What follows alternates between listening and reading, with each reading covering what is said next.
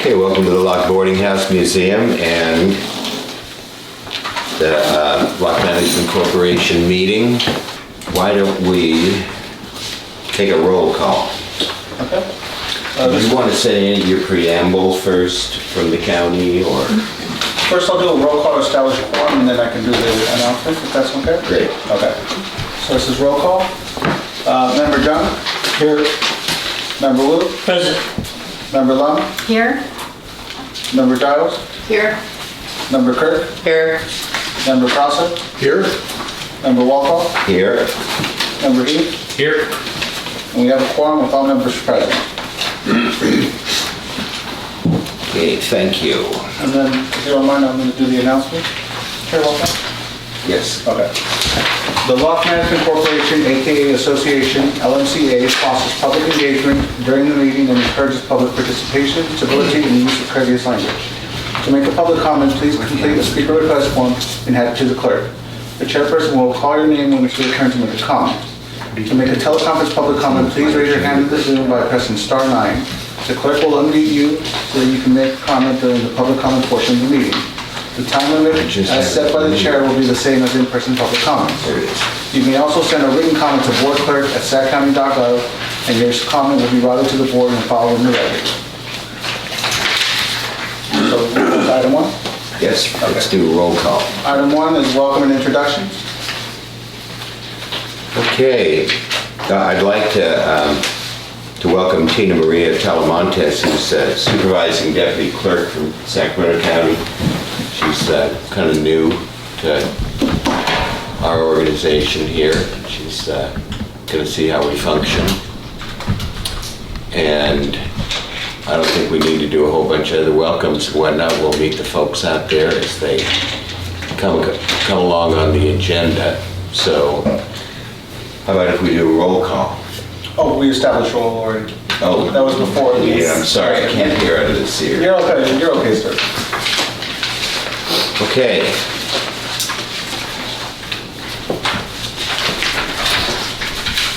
Let's move on to the approval of the Locke Management Corporation minutes from July 10th, 2023.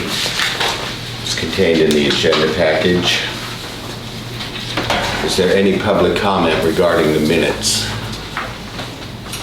from July 10, 2023? Any comments from the board? And Chair Walpole, I do show that no public comments or teleconference are good. There's none? There's none. Thank you. Okay. I entertain a motion to approve the minutes of July 10, 2023. Second. Darrell Wu seconds. All those. Oh, I guess we're going to take a roll call vote. Okay. The motion is to approve. Member John? Yes. Member Wu? Yes. Member Lum? Yes. Member Giles? Yes. Member Kirk? Yes. Member Prosser? Yes. Member Walpole? Yes. Member Heath? Yes. And the motion passes with the members present. Thank you. Okay, agenda item number 3, treasurer's report. Thank you. For August, we show income of $2,220, and we had total expenses for that month of $3,354, which gave us a loss of about $1,134. We had a few groundskeeping extra expenses in that month. We took care of some of the garden plots out there that were way overgrown, ones that didn't get rented this year, and around some of the buildings over here that were getting very overgrown and needed to be tended just to make sure that for safety. We finished the month with $54,000 in the bank, and hopefully that's going to be moving up, because one of the other things that has happened lately is we started bringing small claims actions against those who are very behind in assessments. And we've got several of those coming up here at the end of September and another batch scheduled for after the first of the year. The reason for that large separation is because the court is so backed up, and it really is kind of a luck. All of those things kind of went in at the same time, but It depends on how they process them and such. They're very backed up, so it may take us a while to get everybody cleaned up on the assessments, but we will continue to do that. I've got another batch going into the court in a couple of weeks, and so I'm imagining those will be scheduled for after the first of the year also, but we are starting to pick up and clean up all of these late assessments that sort of got out there during COVID, but we will get them cleaned up and our balance should rise significantly. Thank you. You're welcome. This is an agenda item, so do we have any public comment regarding the budget or the treasurer's report? Any from the board? Can you just tell me what the total amount of the accounts are that you filed? Do you have kind of a ballpark figure? On the total dollar amount? Yeah. Yeah, I'm sorry, I did them so long, I really don't. Okay, Yeah. okay. All right. Yes. I'm gonna ask this question because Martha asked me, is there a separation on Martha's from, is there a different account for her small claims and then for what's, if there's anything owed on the lawsuit? Two completely separate actions. Okay, two separate, It has nothing to do with okay. the lawsuit, yeah. Okay, two separate actions, Yeah. okay. Okay, any other board comments? Okay, thank you for the report. Moving on to action item number 4, further action pertaining to the health and safety issues of the Wall-E and Star Theater buildings.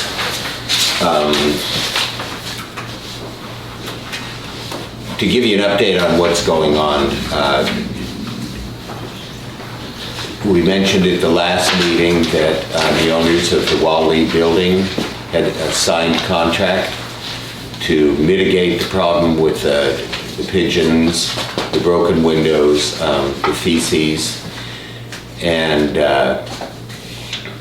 we were actually told that the work was supposed to start on Thursday, but haven't seen it yet, but we're confident that since we have seen the signed contract, that the work will be done. So we shifted our attention over to the Star Theater, which has the same safety issues plus the issues of the ivy. 2 certified letters have gone out to the owner of the Star Theater. We haven't got a response yet. Regarding the vegetation that is on that building, we're going to discuss it a little bit more when we discuss the issue of the agenda item on the fire suppression system. So regarding the Star Theater, we're waiting. So, but you know, the problem has gotten so bad that it's kind of beyond a regular landscaper's job. It's, you know, it's been suggested a tree service maybe has to handle it. It's just awful. So right now we're doing the best that we can. So, public have any comment regarding the Wall-E or the Star Theater safety issues? How about the board? I just have one point to clarify.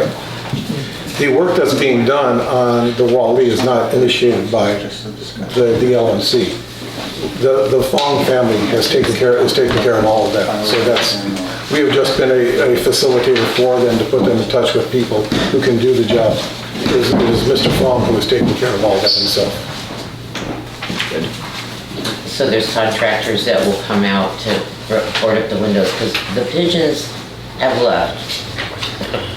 And, you know, it's the time to do it now. Right. So if they're not out on, do you think a contractor's gonna come out on Thursday? It's supposed to come out last Thursday, that's what Mr. Fong told me, but Okay. the people that he has working on this are experts, and this is what they do. Okay, Pigeon remediation. okay, Yeah. all right. Okay. Any comments on that? I see nobody in the Zoom for public comment. Did you want to open up the public comment here in person? Well, I did open it to public comment if anybody wants to discuss the Wall-E or the Star Theater issues. And the board doesn't have any? I just have another comment on the Star Theater. I did speak with Pat Hume about it, and he said, you know, at some point, if the county is going to proceed looking at the building and inspecting it, that he would like to see the board support that. Because it does have ramifications. And, you know, it's something that maybe we can put on the next agenda. Because if any building in Locke is red tagged, it starts the process. Yep. And where do we want to go? Well, I think what we need to do is our due diligence before red tags go up. You know? Okay. And of course, if Supervisor Hume has a comment, or this will stay on the agenda Right. until it Okay. gets fixed. Okay. So as long as we stay in contact with Okay. Supervisor Hume, we'll make sure we do everything right. I actually have a question as well. My understanding was that it was Kathy's daughters that it inherited. She's the one that's managing the boathouse, but is it the daughters that actually own? Well, I don't know. What we went by is the billing address from the bookkeeper. Uh-huh. So that's where we're getting paid from. So that's who we sent the letter to. I don't think that she's the owner of the Star Theater. Yeah, I Well- believe she didn't receive anything from his estate. I believe that everything went to the daughters, and they have little to no interest in that. Right? Kathy is managing. Yeah. So it may not be going. The letters may not be going to the right certified letters to the right people. Yeah, well, that's certainly a possibility. However, somebody has been paying their assessments from that address. Okay. So that's all we have to go on right now. This is a slow process, you know. Okay. Moving on to agenda item 5, discussion regarding Locke Water Works, and this is just kind of reiterating that we did have Clarence Chu speak and give a rather thorough explanation of the infrastructure of Locke Water Works with the pump and whatnot. And we're going to touch a little bit more on that when we talk about the fire suppression system. But it also included the bottled water. Apparently, Locke Water Works, vis-a-vis Clarence Chu, is also responsible for the bottled water because he's the one signing the contract and for the grant, etc. And I don't know of any progress on that. He gave us a ballpark, more or less saying that it took several months. But for those who don't know, that the residents in Locke had been getting free bottled water because of the condition of our water here. The contract ran out because frankly, we were supposed to have, the contract wasn't long enough to include how much time that it was going to take to get our water from Walnut Grove, which will eventually happen. So I wish I had answers regarding us getting bottled water again, but I don't, unless anybody has heard anything. So that's all I have to say as far as the agenda item goes, but if there's any public comment regarding the Locke Water Works, and again, this last meeting was really the first time that I can remember in years that we ever kind of pulled back the curtain on Locke Water Works. We're enlightened and clarified on how it works. So, any public comment? Russell? Russell Ooms, resident. Locke Water Works is very important to us. Yeah. And we know almost nothing about it. And it doesn't do what it's supposed to do. It doesn't even collect money. There are some people in town that haven't paid Locke Water Works ever. They've been in town 10 years. Never paid, ever. And they never did anything. My partner Debbie sent them a way to shut off their water. Never responded. My partner also sent ways to take them to small claims court. Never did anything. So we're not paying a dime. And there's like 4 or 5 of us, you know, $2,000, $3,000 out. I don't know what they're doing. I would suggest that everybody in town not pay, because it seems that certain people never pay and nothing happens. So anyway, I don't know what we can do about that, but I just wanted to point that out, that it's important to the town, it's our water system, and we have absolutely no control over it. Okay, thank you. Sure. Okay, is there any comment from the board? Chair, Walthall? Were we doing public comment just now? Yeah, Do you mind if I check with Zoom if anyone wishes to make a public comment for item number 5? I don't mind at all. Okay. If anyone listening wishes to make a comment on item number 5, please hit star 9 now. I'm surprised that Jim's. I see no hands raised for the item number 5. Okay, thank you. Well, this again will be probably perpetually agendized, because Locke Water Works is so vitally connected to our fire suppression and household water and garden water, etc. Stuart? Yes. I would like to also suggest that we get a regular update from Locke Water Works with regard to the interconnect with the county water system through Locke Road. Good. Thank you, Eric. Okay. Chair Walthall? Yes. Before we move on to the next item, just wanted to clarify and identify an issue I noticed. I incorrectly entered a practice session into the Zoom before the meeting started just to test the speakers. I did not exit that until about halfway through item number 5, so the members of the public weren't allowed to make public comments for the first 3 items. Do you mind if I identify and see if any of them wish to speak on those items? I don't mind at all. Okay. This would be just for, For the previous items that we did, you know, this would be for the minutes, the financial reports, and then the, what was that? The Wally and Star Theater buildings. Okay.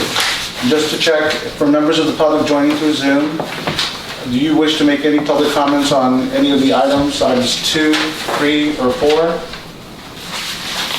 This would be either the approval of Locke minutes, the year-to-date financial report, or the action taken with the Wally and Star Theater buildings. I do see one hand raised. Hi, this is Clerk of the Board. Can I talk? Hi, This yes. is Douglas Shaw. Okay, I just want to say that I regret that I missed the first 15 minutes of the meeting, and I will try to keep up. Yeah, okay. I mean, when you make those mistakes, it happens all the time. It's forgivable. I just want to make sure that I will make sure I will finish up. Thank you. Thank you, Mr. Shaw. okay, Okay. thank you. Moving on to item number 6.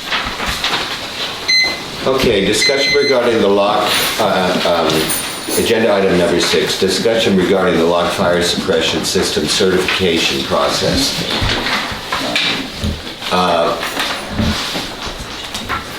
It had been discussed a little at the previous meeting, but I'm going to kind of cover a little old ground and some new ground too. The Walnut Grove Fire Department has insisted that our fire suppression, or external fire suppression system, has to be certified. We're supposed to have it certified every 5 years, so we're way past due on that. So that entails not just simply testing the fire system, but it's everything associated with the fire system, starting up at the pump, the way that the pipes are connected to the building, vegetation that has overrun some places that people have painted over the sprinklers. In fact, the sprinklers themselves are constructed to last 20 years. They're now 19 years old, so we're going to have to change all approximately 200 sprinklers in the town. They sell for 45 bucks each. We're not talking about labor. So we're already talking over $10,000. Within the agenda package, we do have a bid that came in, which only covered the testing of the system and fixing some of the brackets that hold the pipes up. That bid will no longer cover the scope of what has to be done.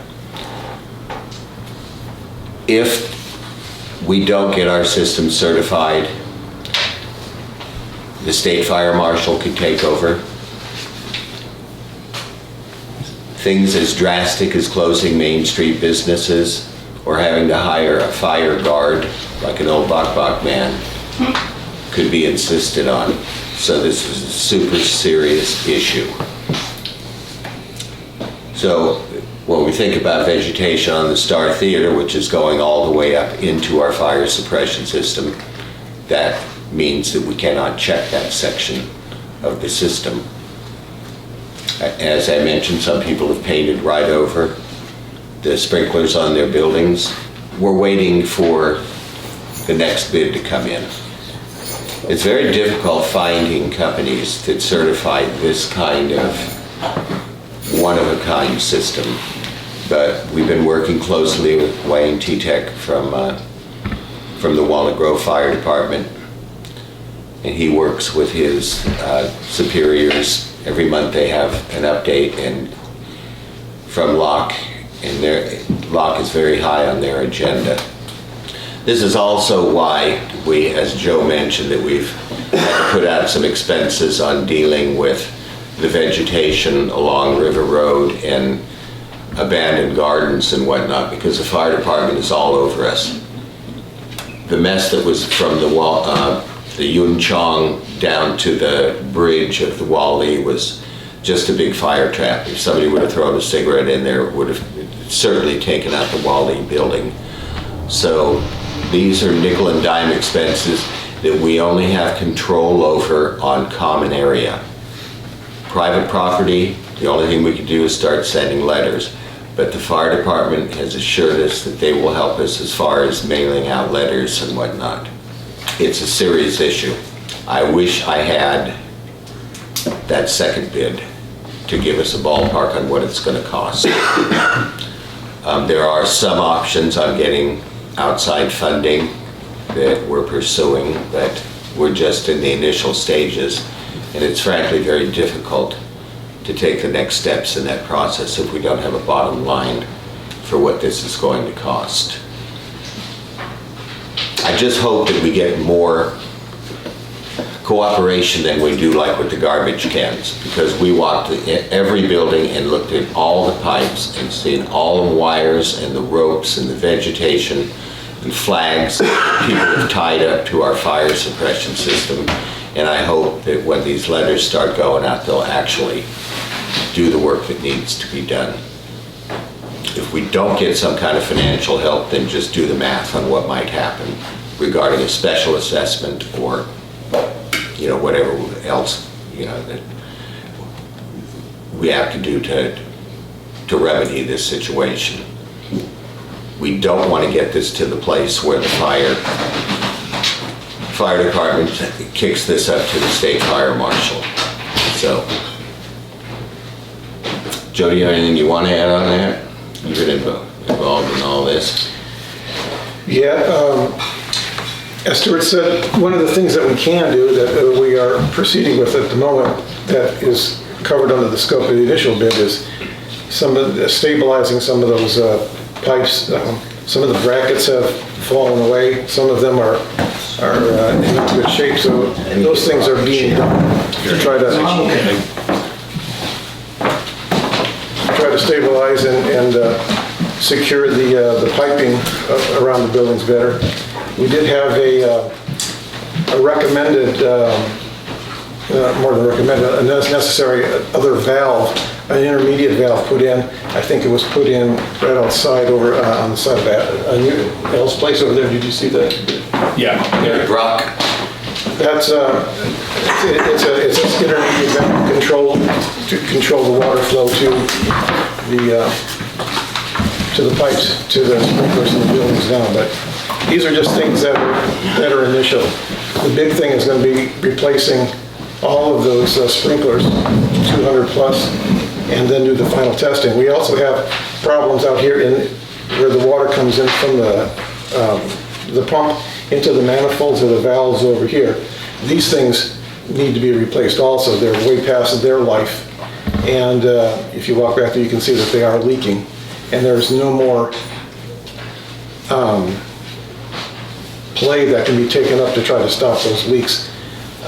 So they are on the list, on that first page of the list to try to change out.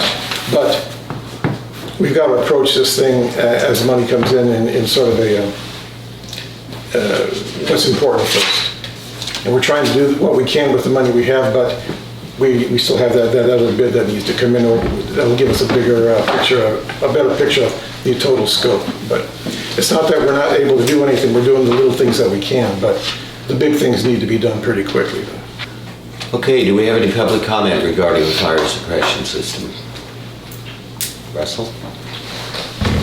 Hate to be the only one talking, but why not?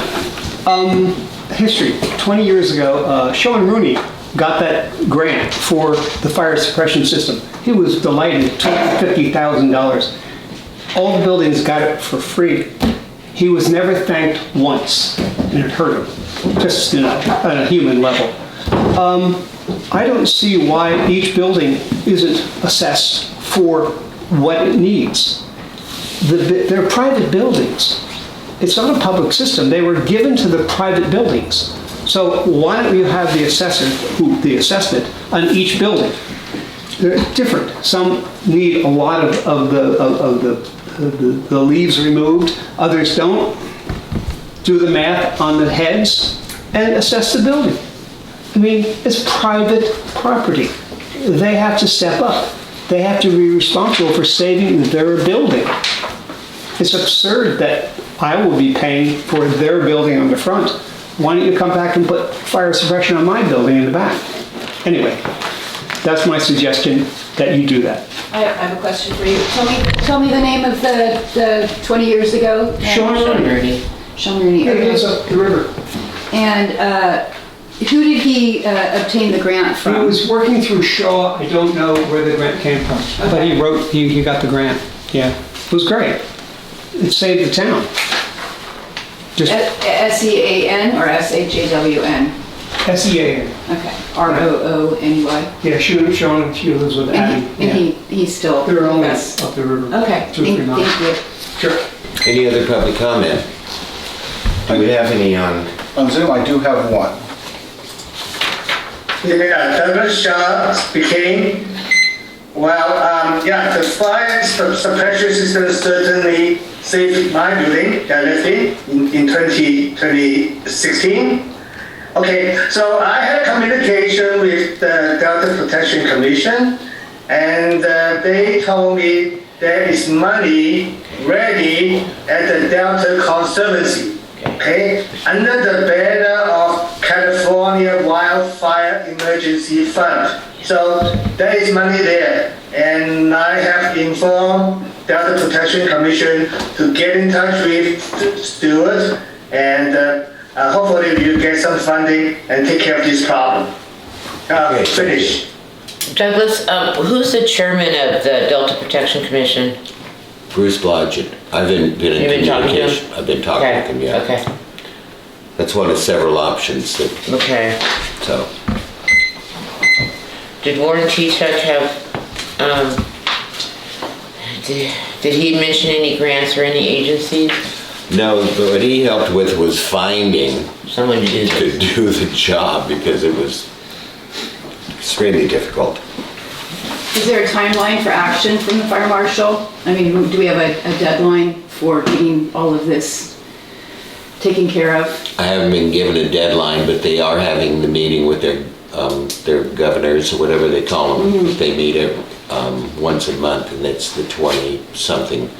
I will be speaking with Warren and filling filling him in on everything that we have been doing up to Okay. this point. Okay, is there any board comments regarding the system? I have a couple of comments. I think going ahead and trying to find the money, I totally agree with Russell. If you have attached things to your building, if you've somehow mangled or compromised what is already in place, obviously the sprinkler heads and all the other things are another story, but trying to find grants is the most important. If this town burned down, all of the other things we're talking about are a moot point. So if we can find those monies and make it an emergency, it's not something that can go on for 2 or 3 months, years. It seems like that would be the best possible thing, because we can't afford that. We can't afford the town, the management corporation can't afford what needs to be done. So it seems like there's so much money out there and we're not accessing it. We're not pursuing it, and a lot of it is difficult and time consuming. I wish that there were a way to find a grant writer who is really, really passionate about history and passionate about this town, who could pursue all of these avenues. Maybe it's something that we could put here in, because the people who are walking into Al's directly are not the people that are walking directly here. Those people are the history lovers. They love this town. They are more preservationists than, bikers maybe. I mean, not to say all bikers are not into preservation, but what I'm saying is that if there could be something put up here on the counter that could have a call to action. Are you passionate about this town, history? Are you a grant writer? Maybe we could at least, kind of get some people's imaginations going. Maybe they know somebody that's a grant writer that would donate time or be partially paid. Anyway, just an idea or two. Okay, thank you. I just have a question. We're not gonna worry about the internal, some buildings have the internal fire system. Yes, we have to, that's We have to part worry of, about that too. yeah, and that's all been checked out. Okay. Okay, if there's no further discussion, this will obviously be on our agenda for a while. It's, agenda item number 7 regarding the gravel road maintenance. Do we have any public comment? All right. I'll go before the camera. People don't dance the same on camera as they do off camera. Even at the quantum level, things change as you look at it. It's the most amazing thing. If you don't look at it, it's one result. If you view it with a video camera, it changes it. Interesting. I presented a bid to fix the roads. And of course, I made the mistake of saying I was going to hire Leo in the back to hold the rake and rake some rock for me. So, of course, all the insurance issues came up. And, So, anyway, you're safe from me because, Eric, you can tell them, I can't sue myself. It's a legal impossibility to sue. And since I'm a member of the L.M.C, I can't. If I get hurt, that's my problem. The trucks that would bring the rock in are fully insured, millions of dollars. So that's insured. So it would just be me and a truck. So I'm not going to ask you to get involved. I need the rock around my building. I can't breathe. It's cementous material that's being ground up during the summer, turns to dust. The garbage trucks with 19 wheels fly back, fly out, and the cloud is higher than the garbage truck. So I'm going to do it myself with my own funds. I mean, that's the way it works. You really have no power. You know this. You can't make anybody do anything. I feel badly for you because I sat where you sat for 10 years. And you can talk and show up and take your time, but we have no guns. We have no way of forcing anybody to do anything. We depend on them to self-police. We depend on the community to rise to the occasion to follow the rules. So you can enforce your own CC&Rs.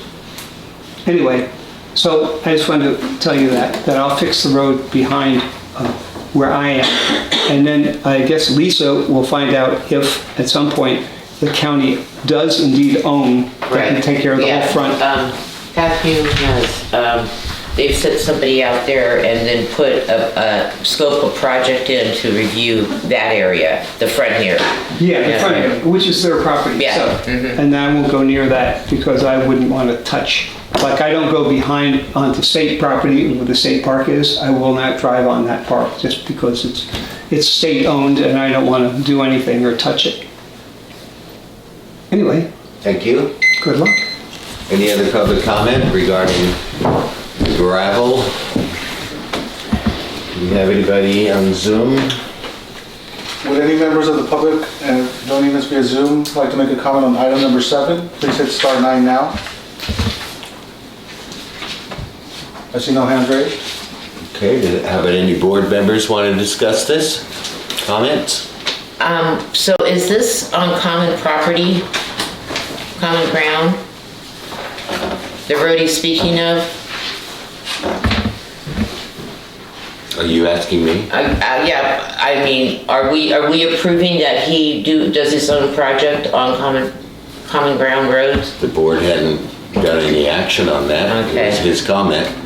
Okay, so should we advise him on doing work on common ground? Is that acceptable to the board? I don't have a comment. You don't have a comment? I think we should bring this back for an action if we're going to allow public citizens to work on common ground areas without it first coming to us. I think this needs to be an action item. Would you like this on the agenda for next meeting? Yeah. And I think also, since, I mean, I'm concerned about what's going on back there. You know, there's complaints about air quality and the road conditions. Can we look at doing this as a project, as a board, since this is on common ground? Well, my comment would be, it had been brought before the board as a $6,000 bid. Right. The board wanted to make sure the company was insured, so that left us with a $35,000 bid. And we can't even touch that as long as we are dealing with the fire suppression Correct. system. So that's the way I see what's going on. So if I, you know, like the walkways, they were on common ground. But we took the grant, we approved it, and we moved forward with it. So, I mean, I think probably we should ask an attorney about people doing their own projects on common areas within our jurisdiction and our responsibility. Okay, would you like to take care of that? And BPE, who would you suggest we talk to? I have no idea. I don't know if BPE has anything to do with what we're talking about here. Okay. You know what, I don't have an attorney that I can go to, so I just want to make sure, and I think that the board should be prudent about this, to make sure that if we're gonna let private citizens do road work on common areas, that we have some kind of agreement with them. A hold harmless, if we want to come up with a clause that holds him harmless, holds us harmless for what he does, that would be great. But I think before we let anybody do anything on common ground as a private individual, you know, we should be released from that liability, since we are responsible for that area. So I would bring it back. I don't have access to an attorney, but I think as a board, this would be the prudent thing to do, is to find, you know, come up with a hold harmless, because maybe he's not going to be the only person. You know, we may get somebody else that wants to, you know, do something to a common area plot, use their own money, but we're still a board that has control over that area. So I would recommend that we bring this back as an action item and that we vote on if we're comfortable letting citizens do construction on common areas, then we come up with a hold harmless. I will make sure that that is on our next agenda. Okay. So if you just wait, so until we can get this finalized. I'm an owner. But, I'm not a citizen, I'm an owner. I'm part of the L.M.C. okay. So. And you can't stop me. Okay, so we can't. You stop. can't even get people Okay, to you move made that very their, you clear. cannot, you can't even get people to move the garbage cans in. You cannot enforce your own CC&Rs. I want to weep. I'm only being blunt. I'm telling you what's going on, what I'm observing. It's observational. It's, I'm passionate. Russell, if I can, the public comment period is closed. Oh, yes, thank you. My apologies. Yep. I do belong. Are there any Shut me other up. board comments? Anybody, board member want to discuss this?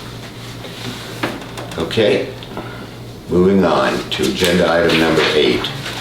Discussion regarding continuing problems with the garbage cans stored in the common areas. This is kicking a dead horse. Yeah, really. I can't even remember what we discussed last time, but there is a couple letters regarding this, what had happened. Deborah Mendel and I we drug all the garbage cans out, every one of them, from behind the restroom and alongside of it. There was obviously a lot of them. There were a number of them that had not been touched in months. They were full. I think it was you and I, Stuart. We dragged all 20 of those out? We dragged them all out, I Okay. looked at them. Yeah, you and I did this. Okay, sorry. Well, what Deborah and I did is we took and isolated the broken ones, and I drug them over here on common area. We put notifications again on all the garbage cans, not only the notification, but the schedule of the garbage pickup. The notification said, please return your garbage cans to your residents. Instantly, one of the residents here at Chris Fowler's place drug the cans back out. We drug them back in again, we drug them back out, and now we have in our agenda package a letter from Chris Fowler, who, it's kind of a mixed up letter because of what, he says that it is common area and he complains that it will cause a rodent problem, but then he also refers to that area as his property. So now what we have is an issue with what is common area and the use of our, own. So you have somebody else saying, this is my property because it's common area and I'm gonna do what I want. Well, yes. Okay. Garbage cans are down a little bit today. There was 20-something of them out there, yesterday and the day before, but everything that we have done here does not work. That same day that we put the notifications on the garbage cans, we identified the cans that belonged to Virgil's tenants. Within hours, those garbage cans were drugged right back again. And I want to remind people that it didn't used to be like this. The garbage cans were at least placed in the common area that was next to the restroom. But for over a year, someone had stored their cars there, so that even that area wasn't open and there wasn't a problem with garbage cans at that time. It has now become the issue that it is. People drive into town, it's the first thing they see. When you're on your way to the parking lot, there's garbage cans. So I don't have a solution. So do we have any public comment on the garbage cans?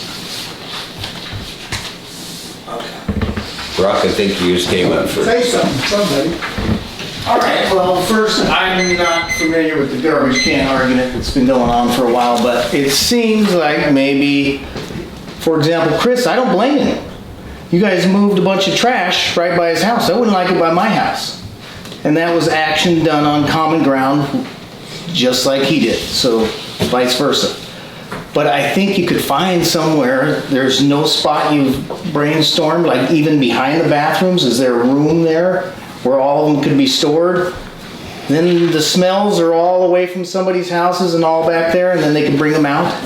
I just, that's, and then decisions on where they go, I wouldn't put them by anybody's, a whole bunch by anybody's property. They wouldn't love that.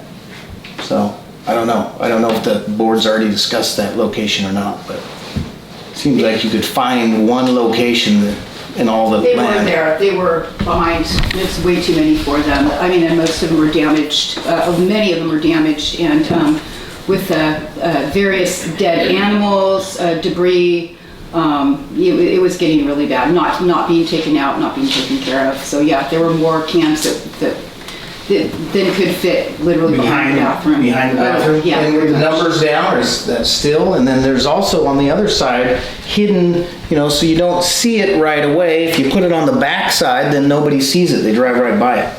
There's a whole bunch of I room thought there. that's what we were talking about, the back side of the restaurant. Well, there's the behind the restroom, and then there's the other side, parking lot side, so you're not seeing them as you drive in. There's a bunch of room there. You could make it flat and put them there. But that's all I have. I don't know what the argument was on trash cans. It's great. Okay. A lot of trash can issues. Okay, Martha? Most of the Main Street buildings are surrounded by common ground and public easements. So you want to tell people that they can't store their garbage cans on common ground, but they're supposed to put them at their residence? So the footprint of my building is my property. Just beyond that is common ground, all the way around my building. And everybody else. So, if you're telling people to take them back to their residence, are they supposed to bring their garbage cans inside their houses? Doesn't make any sense. Do we have any comment on Zoom? I see no hands raised, but let me just check. If any members of the public would like to make a comment on item number 8, please hit *9 now. No hands raised? Okay, any board comments? I have a board comment. So I spent quite a bit of time on several occasions walking around the town to figure out who had trash cans. This was after a Monday, it was midweek. The trash cans were there. I documented every single one, the broken ones, the ones that belong to Virgil's building are the most cans, way too many cans for one building. And they go way back for years and years. So some of them are extremely old and probably collectible, and then some of them are more modern. So you pursuing Virgil and getting rid of a substantial amount of those cans would help tremendously. A lot of people do have little side lots that they're not used as common ground. Maybe they are common ground, and they do keep their cans there. Several of the residents who rent from Clarence Chu use the dumpster that he provides, which is great. So they don't have any to take out here. They just go directly to his dumpster. The ones up top on River Road, we all store our cans in front. It doesn't look great, but they're there. So the majority of cans, I believe right now, are Virgil's. They're broken ones that haven't been used for years, but they're assigned to somebody, who knows who, but they're just used for random trash. Right. So to get those broken ones and the ones that are no longer being used by the residents, that's going to be a huge, that's going to take down, I'm going to say 75% of the can problems that we have right now. So I don't know why Waste Management can't just simply come and take them, especially the ones that are damaged. It just seems like a no-brainer to me. What are they saying to you, Stuart? We had set up an appointment to we asked them to pick up the broken ones. This is why we put the broken ones on common area here, so that the next pickup, we would have brought them out and Waste Management would have gotten rid of them. We separated them because we didn't want people to fill them up again.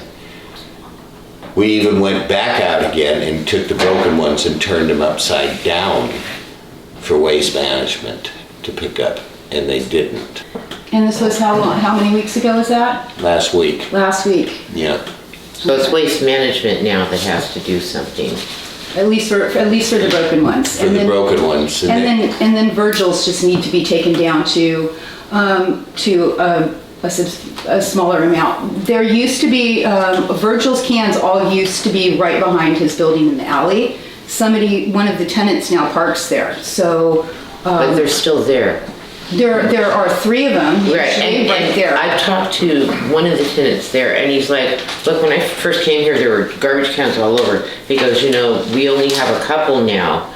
So he doesn't feel like he's responsible for whatever broken ones are over there now, but it's the waste management company that's gonna have to come and pick up the ones that are broken and, take it down by address, how many cans are there for each address, because I don't see that many. I mean, most of us are using clearance dumpsters, so, there's Virgil's building, I don't know who else's, but I don't see that many. It was all those broken ones that were being used.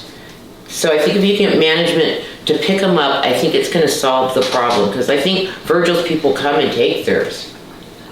But I don't think we need to sit around, and as far as I know to offend someone to have them out there.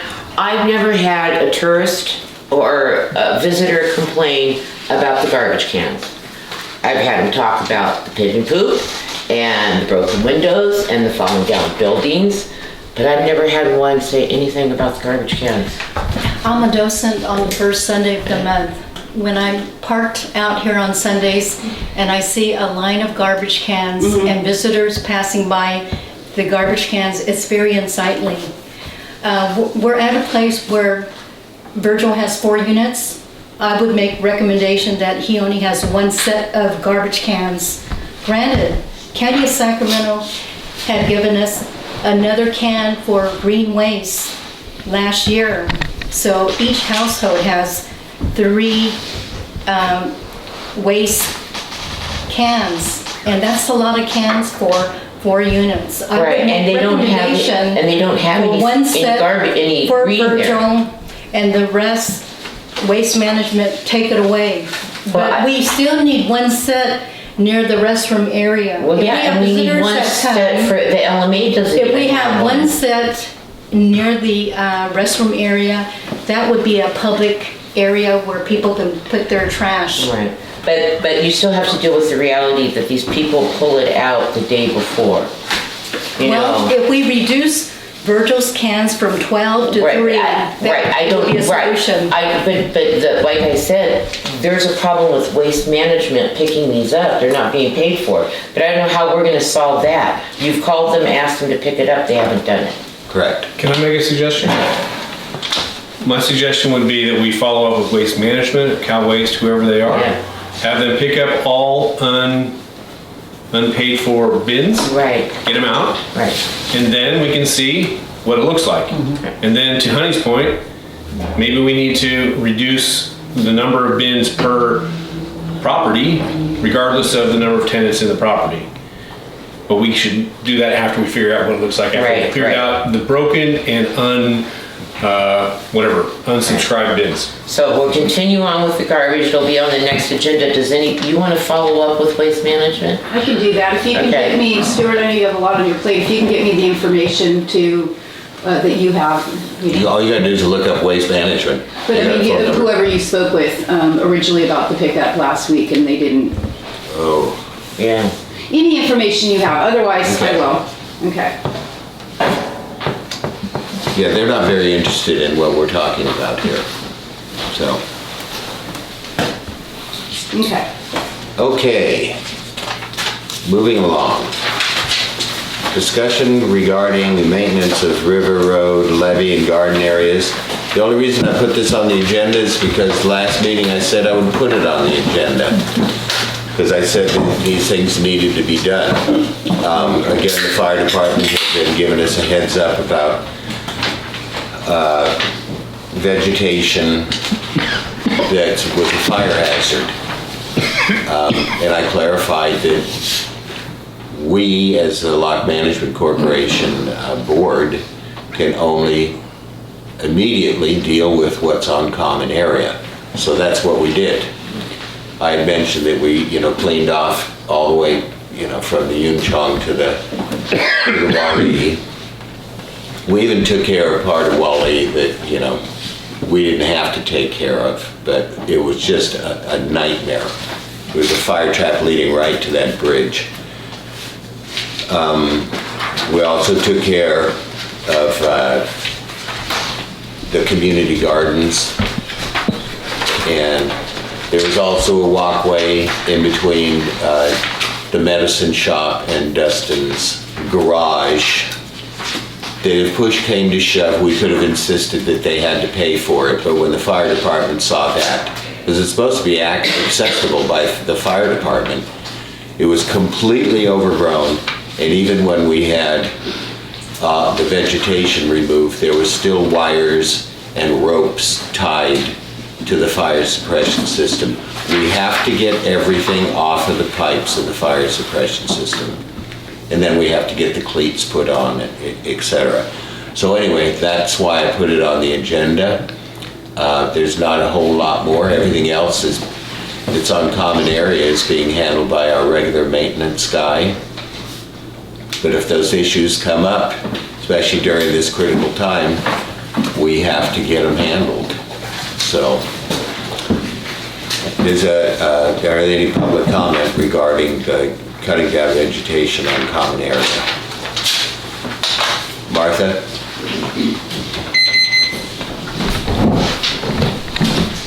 The coral tree in lot 159 beside my building has every year grows about 10 feet and starts rubbing up against my building, and it goes through the electrical lines and the phone lines, and once again it's beating against my historic windows, and it's coming out of lot 159 Common Ground Park. So Okay, is there any other public comment regarding, we'll just say, maintenance of common area vegetation? Do we have anybody on Zoom? If anybody would like to make a comment on item number 9, please hit star 9 now. See no hands raised. Okay, anybody on the board?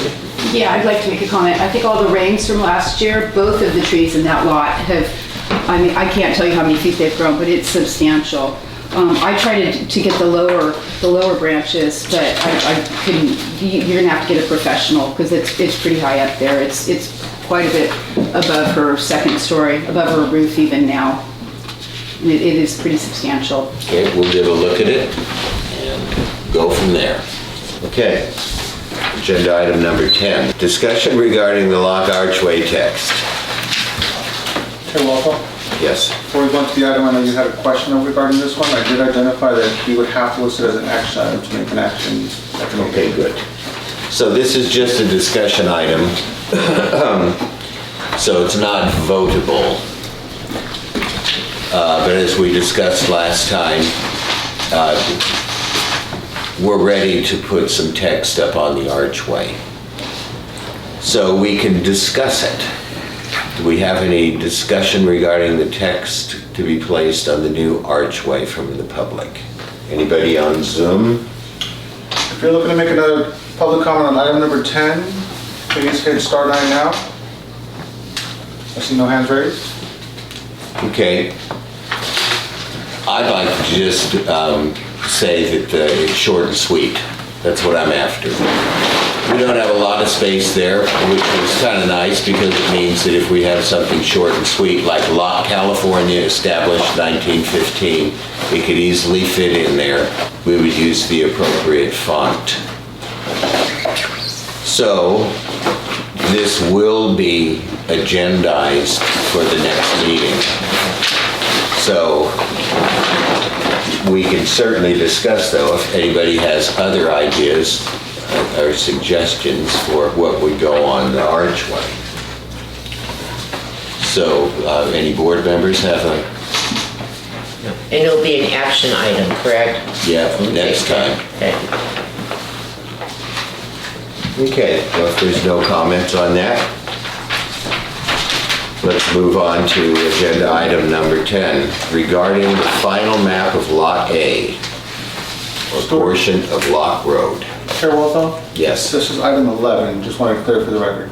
Oh, I don't know what I said, sorry. But no, it's okay. Discussion, agenda item number 11, regarding the final map of Lot A, or portion of Locke Road. That's what this is right out here. Any members of the public want to address this? Do we have somebody from DOT here? Yeah, we did have somebody here from the Department of Transportation. We have Hardeep Sidhu, senior civil engineer. So he is here in public to answer any questions if you have them. Good, he's here and, Yes, he's right here. Right there. okay, that'd be great. Well, do we have any members of the public before I ask this gentleman to come up and talk? They want to make a comment? Not you, Russell, behind you.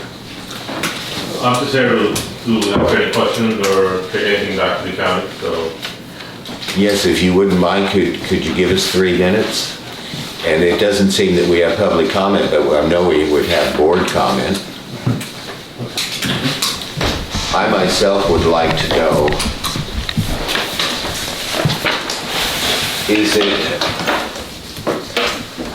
it's a done deal that it's been established that that section of Lot A is county property.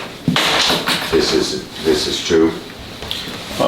I believe that's my understanding. I don't know the details. I haven't been involved in this particularly directly myself, but I understand the road itself, shy of the sidewalks and all that is county road. That's at least my understanding, but it's something. Would you give your name and your Yeah, title? Hardeep Sidhu. I'm a senior civil engineer with the County Department of Transportation, Maintenance and Operations Division. And you were asked by Pat Hume to evaluate Yes. this. Okay, that should clarify this. I'm just here to make sure I can answer some questions, and if I can't, I make sure I take the information back and have the right people address those questions and get back to the board. That'd be So good. I personally have not been involved with Lot A or any discussions prior to this myself before. I'm just trying to be here representing DOT to make sure we address them and follow through with them. Very good. Well, if this is that new to you, probably some of the questions that I have might be unanswerable at this point. For instance, if it is established that that is part of the county's property, would it be eventually covered with asphalt? Would it be marked that it is county property? I don't know if you have answers for that. The update I received, I know there was a project there a few years ago to put a slurry seal on the roadway itself. Yeah. The county DOT did that as a public project as part of the maintenance of the road, and that addressed the needs of the road at that time. And it seems like the road itself is in fair condition now, and I don't think DOT has any immediate plans to do any additional maintenance work on this at this time. That's the update I received, yes. On the main road, On the main road. but we're talking about Lot A. So were you asked, go ahead. This is where it circles around. We know that the main street was covered, but for some reason it stopped.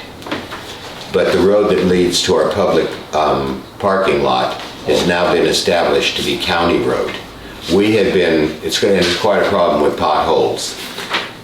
We had, with help of Russell Ooms, have been dealing with that problem. But since it's county property, it even calls into question that the Locke Management Corporation or anybody other than the county would actually work on maintaining that part of the road. But it is a big problem in the winter. Are you referring to the gravel portion of that road? Yes. Okay. So I can certainly take this back, the information. What I know is the gravel road, if it's maintained as a gravel road, to convert that into asphalt would be a capital improvement type of project that has to be undertaken. And of course, you need to make sure there's a funding source identified that can be available to do that project. And I'm certainly going to take that information back and see what funding is available, and I'm sure the right-of-way has to be identified and make sure we are containing our project within the right-of-way if at some point that there is funding there to pursue it. So I'll certainly take that on and make sure I get the information to the right folks and see what they can pursue it and then forward the request on. Thank you. Okay. But again, there is an issue of liability. Thus far, the town itself has been maintaining that section of county road, and I don't know if that's proper protocol. Yeah, I wouldn't think that the expectation or the desire of the county would want anybody else to maintain their road. I think even if it's a county road, as a gravel road, it can still, the county has a lot of gravel roads throughout the county, and then it can be maintained as a gravel road until and unless it's, the funding and the project is materialized and all that stuff is done. Yeah. So if there are any issues with the maintenance of that in the current state, then certainly those can be sent over to us, and we can certainly address that by our county crews to make sure if there are any gravel road maybe needs to be graded or done something in that area, then it's done, just like any other pothole or other issues with the county roads, that should be referred to us. Your department is the one responsible for determining that it is indeed county road, Right. and that also that your department would be the one to come out to either repair the gravel deficiencies or consider paving it if there were funds for it. Correct. I mean, we would determine, if it's a county maintained road, first of all. Just want to make sure it was your, Correct. like we know who to call, in other words. Absolutely. So I don't think this has a request been forwarded to us before. I'm not sure, but now certainly take this request back and, determine the extent of the county road. And once that extent is determined, we'll, we can address any maintenance issues there. And, then that part shouldn't take any waiting period, to address those existing, issues. But then, second, if there's a desire to make that as a paved road, then that would be a project has to be undertaken, and of course funding needs to be identified and prioritized with other things that the county does, and so that's something we can at least put in the works and follow up with that. Yeah. So Pat Hume, because I talked to Pat Hume, and that's probably the reason you're here tonight. And he said, that they can determine it's county road, which I think has been done, and then the scope of project, you might come up with that. But he warned me that there are many projects that need to be funded, and but they could at least assess it and see how much it would, and we could get into at least a scope of project that would be in the queue or considered. So it might not be immediate, but it's good to hear that you can at least help maintain if we get potholes or we need, Correct. so, Exactly. I think the existing current immediate maintenance needs to be addressed within the county road right away. Right. And of course, the long-term projects, like you said, we have lots of needs all over the county, and we'll have to identify a project first and see what the cost is, and then prioritize and see where, how long it might take to secure the funding. Yeah. Can you leave your card? Absolutely. Yeah. Okay. Is it possible, then, since that is county road, to get some signage that states that portion of the road is county? Well, I can certainly forward the request. Usually county roads are marked by street name signs, and the part that's not a county road usually has a sign saying not a county road, so public coming in and saying, oh, this is a private road, not a county maintained road. That's normally what happens in typical situations, but I'm not sure your request in terms of saying this is a county road. The street name signs usually have a County of Sacramento right on the street names. So maybe a street name sign might be placed, if I'm not sure if they're there or not, but street name sign usually identifies it's a public road, yes. The reason why I'm asking is because we often have problems with parking in and around the town. And if there's parking illegally done on common area or areas belonging to the town, we have the ability to have them removed. If they park on the portion of the road that's county, we really don't have the authority to remove that car. And then it's a county responsibility. But this is a drivable area though, right? You're not gonna be parking. People park out there all the Well, I just hate to see for the cost of because then there's the sign thing that you have to design and you have to, go through a process, you know what I mean? If we just focus on getting the road, maybe the sign later on. Usually we have I'm asking a question to see if this is a possibility or what's available or what our limitations are. We have a traffic engineering section that does parking related issues, which includes putting up no parking signs and all that on a public street all the time. And certainly that would be a request that can be forwarded to them and see if they can evaluate how that would work with this current roadway.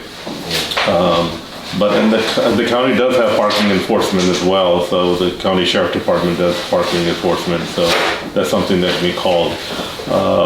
But there has to be signage or other things in place to enforce county, parking issues. That's my first question. Right. Because I don't think that the sheriffs out here would even consider that county road. We've had issues on Main Street with derelict cars and parking issues, but we ourselves weren't even aware of the fact that this is a county road out here. If there was issues with derelict cars or parking or whatnot in this area that is the county area, I doubt if the sheriffs would even do anything. Well, usually, they would see a gravel road, maybe not, as something that's, enforceable, but if there are designated no parking signs, Yeah, that would be the prerequisite to any enforcement there. So certainly if that's something we can get our traffic engineering folks to come look at it and see what they possibly can do. Maybe once, if it's a fully paved road, I think that might be something that can be done. But at this point, I'm not sure, certainly it'd be for them to look at it, but having no parking signs, I'm not sure where they would be put up and how they would be enforced, so. But something we can take the discussion further down, Appreciate that, thanks. Could you leave your cards? Yeah, absolutely. I have my name and number. Let me write it down. Thank you. Thank you very much. Sure. Any other public comment regarding? I just had one question. Potholes are ambiguous. These potholes were 2.5 feet deep, and it happens every year if you don't take care of the road. And cars hit the frame if they don't drive around them. That's how deep the potholes. And that section, every year, has to be worked on heavily. Yeah, I'm sure, there's, if those don't have to be reported to the county somehow, we have different ways of reporting by calling or 311, and these potholes can be reported there and the county crews will respond back. Perfect. Thank you. Okay, so it appears that we have to have a problem before it gets solved. Yeah. So, okay, are there any other comments by the board? Chair Walpole, do you mind if I check Zoom before? Not at all. I thought we did. If any members of the public would like to make a comment on item number 11, please hit *9 now.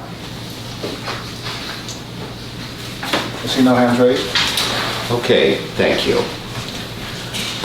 Okay, agenda item number 12, discussion regarding hiring of the town manager. That has been kind of on the back burner here. So what we have is a description. I have to open this up for public comment first. So, do we have public comment regarding hiring a town manager? Do we have any on Zoom? Any members of the public wishing to make a comment on item number 12, please hit *9 now. Oh, have no hand raised. Russell? Amazed no one speaks. I've gone through, 4 town managers since I've been here, so I kind of have a good idea. We really need someone to walk the town and become familiar with what's wrong with the town, and we need someone who's mature and who is a diplomat and who can help us find areas and also do the work of finding out how to fix things.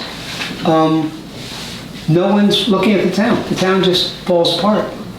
A lot of work has been done over the last 15 years and it's all falling apart. I mean, I'm fixing what I can in my corner, but the fences, there's the fence gates falling down and there's no one to acknowledge it. So I believe we do need a town manager to give you a report once a month about what needs to be done. And I don't think it has to be a full-time, expensive town manager, but a part-time, someone who would come and, watch the town over, look over the town, and solicit opinions from the people who aren't afraid to talk in front of a camera and be put on social media, because a lot of people don't have the courage to do that. Thank you. All right. Are there any board comments regarding town manager? Regarding the town manager, we did prepare a description of what the roles and responsibilities of a town manager, and there's still further discussion because I did outreach to Mercy Housing, and I believe also the last meeting, but we also asked Lisa Kirk to see if there could be a grant from Supervisor Ooms' office to provide the $12,000 so that we can have a property manager. Excuse me, I never agreed to a property manager grant, so that was mistaken. I think you were gonna work with Ginny, but there will be no grants for property manager. So, yeah, I didn't make any statements. I would like you to approach Supervisor Ooms to see if there are funds for this emergency type of property management activity. Our town desperately needs it.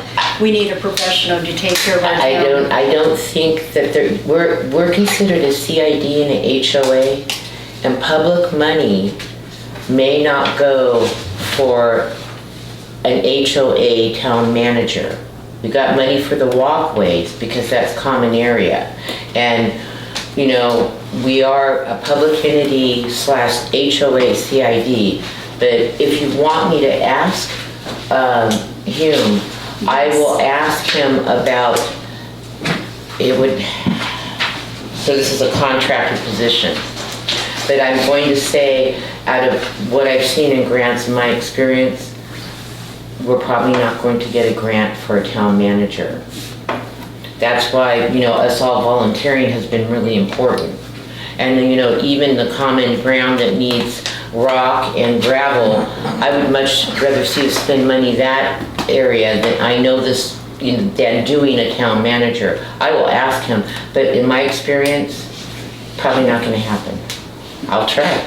Look at some of the creative options for our board. Well, I would rather look at fire suppression grants, and also what I'd really like to look at, honey, is, I'm just gonna put it out there, is since we're a federal district, we're a federal historical district, there has got to be some money out there for us.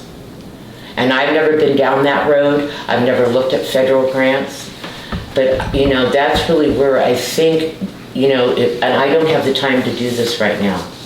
If you want to do it, but I think the federal district that we're in, historical district, there's got to be some grants there. But you're going to have to go to your state or federal senator and start asking. So I will shoot an email to Pat about that. But really, we need to start really uncovering, like what Douglas said today, the Delta Protection Commission, the Delta Conservancy, they all have money. What about sending him also, if that's an absolute no, it's not gonna happen. Yeah. About getting somebody funds for a grant writer, because that would take care of, like I said, a lot of our issues, a lot of our safety issues. Our Yeah, town- grant our writer town- would probably be the Our town's best way to falling go. apart, the fact that the Chinese restaurant is now gone because they can't afford all of the issues with their building. I mean, they're a huge loss to us, a big loss to us. Okay, I want to keep this on point here because we're discussing town manager. Okay. So, I myself would like to say that we had a town manager for a lot of years. The manager serves as one of the primary things the manager does is takes care of a lot of the stuff that we just don't have time. How many members of this board are really doing anything between meetings? You can't just say, we can't just say, hey, we need to do this, okay? Who is gonna do it? So, the town managers, the parameters of hiring this person are very restrictive.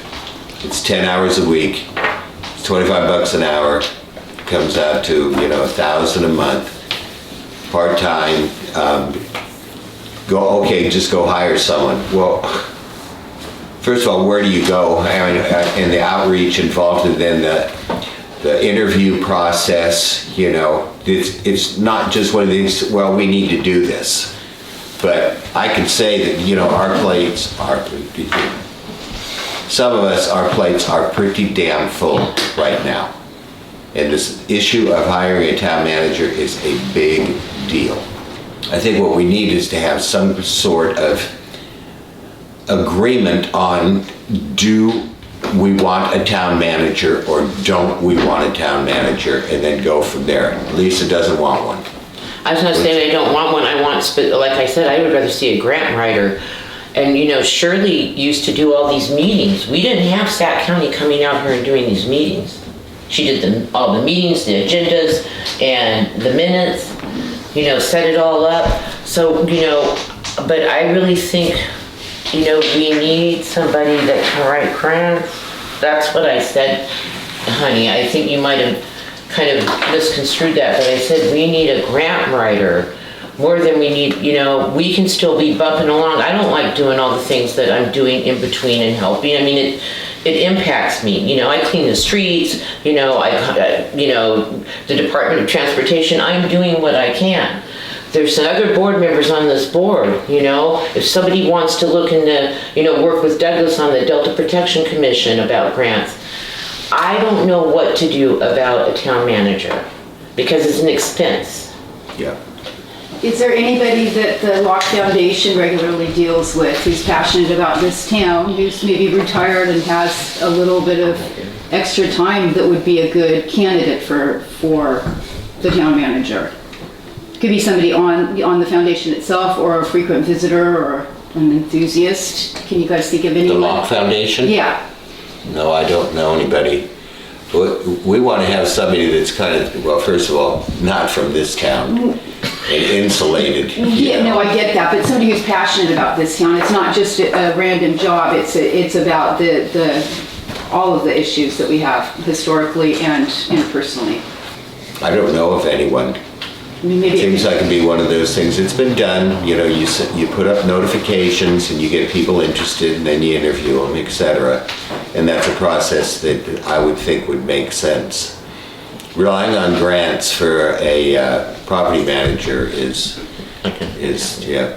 And Douglas Shaw is not in charge of grant money for Delta Protection. I know, but I think we need every, all hands on deck is kind of what I call it.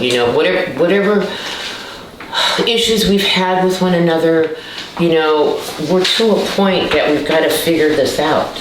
Well, I'm already dealing with what you were referring to. I know, but if Douglas can dig a little bit, if somebody else can dig a little bit, because we can't do it all. Lisa, I've invited a friend to listen in on our board meeting this evening, and they're passionate about the Delta area, and they have real estate background. Okay. So two of them are in the audience this evening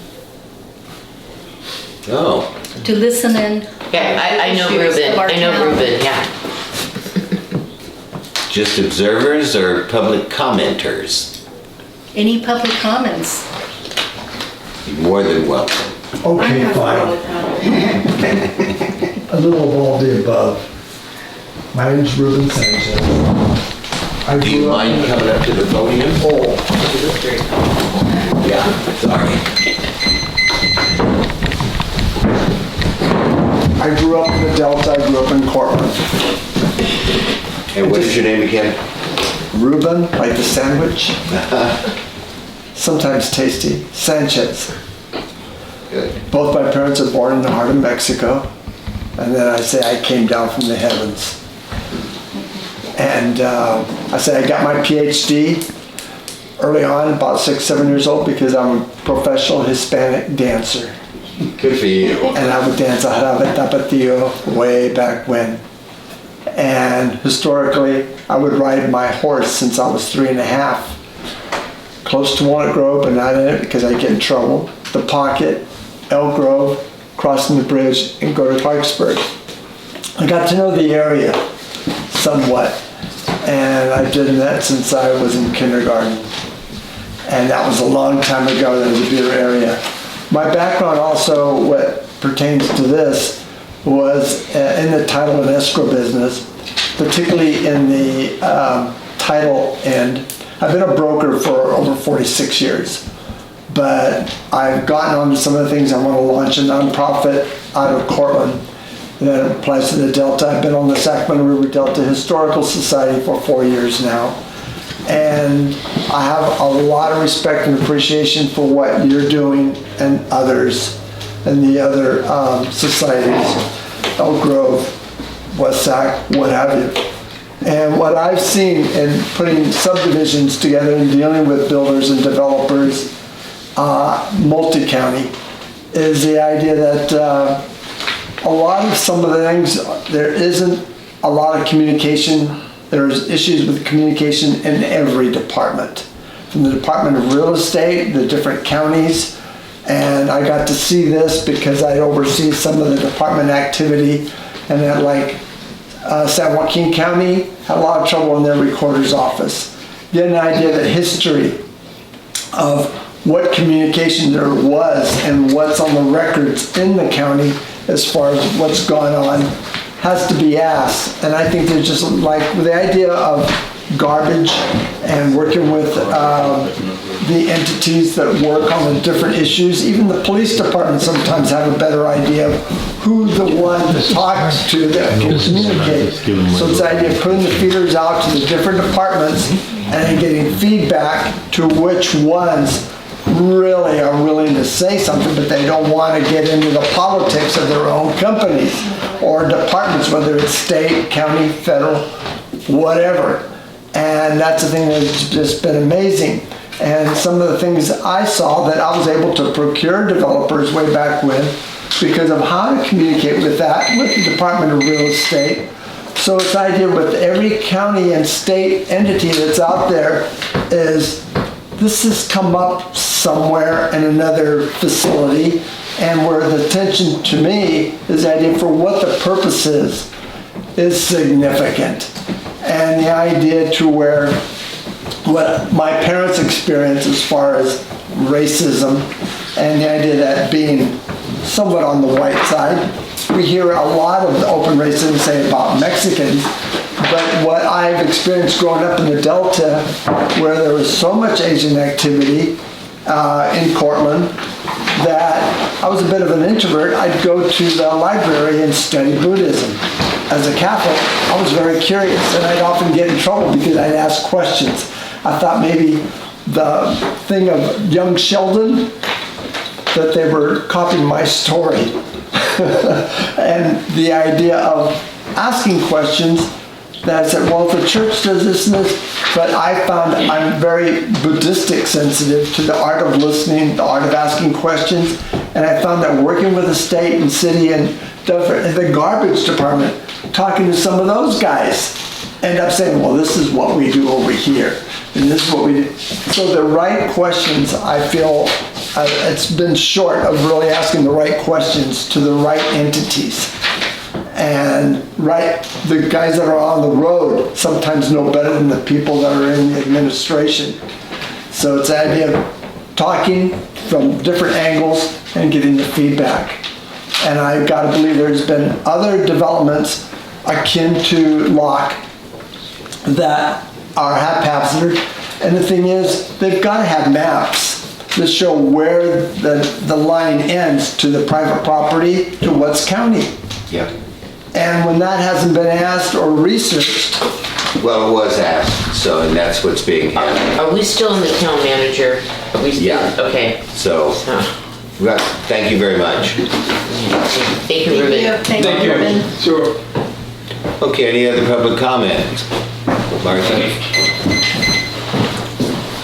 Since this is a common interest development / HOA, you should ask the property owners, the 32 property owners, if they want to pay again for a town manager. And maybe it shouldn't be a town manager for a common interest development, but maybe a common ground manager, since a town manager, the last town manager we had tried to tell us when we had to post our hours and what hours our stores had to be open and things like that, and what color to, paint our window shades or whatever, and what chairs we could have in front of our house.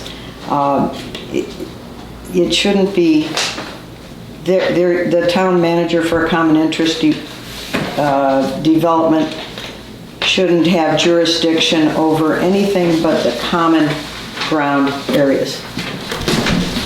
And the property owners have to pay for it, so let's get a vote for a change from the property owners, please. Okay. Board feel comfortable moving on? Yes. Okay, thank you. Chair, do you mind if I just identify Zoom first?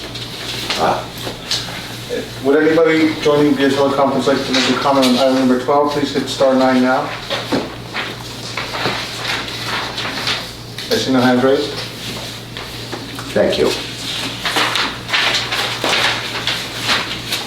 Okay, agenda item 13, discussion regarding the Locke Management Corporation, covenants, conditions, and restrictions, Article 2, Section 2.8, assignment to right of first refusal. I'll open it up to public comment. Martha? The omission of factoring the anybody list, the Section 11 list in the bylaws that coincides with 2.8 in the CC&Rs, that omission of factoring the anybody list into the right of first refusal is where the discrimination lies still today in the Locke Management Corporation Association covenants, restrictions, and bylaws. Do we have any public comment on Zoom? Would any members of the public joining via teleconference like to make a comment on item number 13? Please raise your hand now by pushing *9. I see no hands raised. Sorry, I missed you there. I really had no idea what the previous speaker was talking about. But I know it's a clean division between the list, which helps people sell their building when they want to sell it, and the first right of refusal. It's a separate thing. Your board, you can choose to sell it to really anybody you want, and you buy it. You make the decision to buy it. That's all you do. And then later you decide who to sell it to. You're not told who to sell it to, who not to sell it to. The list was only intended to notify prior descendants, prior residents who they felt if they were discriminated against, but it gave them a chance to buy their house again. It was just to say, hey, your old house is for sale, you want to buy it. That was the whole purpose of it. Everything else is made up. when the county did it, they knew what they were doing. They would not create a racist problem. I mean, if the county does anything, it protects itself really well, my own observation. So it's common. I mean, townhouses in New York City have it, Locke Road has it. It's a common first right of refusal. It's just, but it's your board, that's all. And you don't, whoever gets it afterwards is whoever you choose. Okay. That's my understanding. Do we have any comments from the board? I've been trying to figure out, you know, I understand that a mistake was made back in October when we put it on the agenda. But then it's gone further than this, and I think what somebody is asking us to do is on section 2.8 is to marry it with the bylaws and put in that it only can be given to descendants, ascendants, is my understanding of where that person is going with this. Because I guess they feel it would secure the right of the ascendants, descendants to get the property. And I guess maybe there's some objection that the association has the right to assign it to anyone. You know, because I've been trying to understand, does anybody have that same opinion? Because My opinion is that we don't know what the issue is from the prior correspondence from Mr. Oyang. Yeah. So I'm loath to express any. Well, and the reality, if we even if we were going to change the CC&Rs or the bylaws, we'd have to go back to Sacramento County, or you know, there's a whole process. You know, and you know, we can put this on the list of what else do people feel needs to be changed, and at one time we got to change these so that it's in there. But I don't know if anybody here wants to give the LMA's right of first refusal up. And I think that's the question. Because I've been trying to look at this to try to figure out what exactly does he want. And for some of the correspondence I've seen, I keep wondering if he keeps going down this path with federal and state agency, if someone's not going to say this is discriminatory. So it's like this two-edged sword that's before us that I guess we'll just sit here and see what happens. Okay, any other board comments? Okay, did I check, see if there, oh, we did check the Zoom We did thing. check Zoom, yes. Okay, moving on to agenda item number 14, report from residential building owner. We've covered pretty much everything that I would report as a residential property owner, or that I've heard from residential property owners. I'm going to say I do not have anything further to add. Now, this is an agenda item. Do I ask the public to? Yes, you just opened the public comment portion. Okay. If anyone would like to make a public Anybody comment. from the public want to make a comment on the report from residential building owner representative? Martha? Mr. Walthall, were you ever elected by the general membership? Is this To be Q&A our- again, Martha? We got to tell you one more time, as every meeting, this is not question and answer. Okay. Martha doesn't care. Okay, So, forgive me. is that your comment? No, I'll restart my comment. Mr. Walthall claims to be the chairman and the secretary somehow of the Locke Management Corporation Association. You and the representative of an elected position that is supposed to be elected by the 32 general members, property owners of this town. Your name has not appeared on a voting ballot for the general membership of this town to vote you as our representative for residential property owners. And Not only that, but the County of Sacramento MADI Act list on page 72 and 73 on their website says that your board seat expired last year on December 31st. So how is it that you, well, I won't ask the question because you told me I'm not allowed to ask you a question. For some reason, your name still appears, and when the county types up the agendas and the packets, they list you as the chairman and the secretary of Locke Management Corporation and also of the Locke Foundation.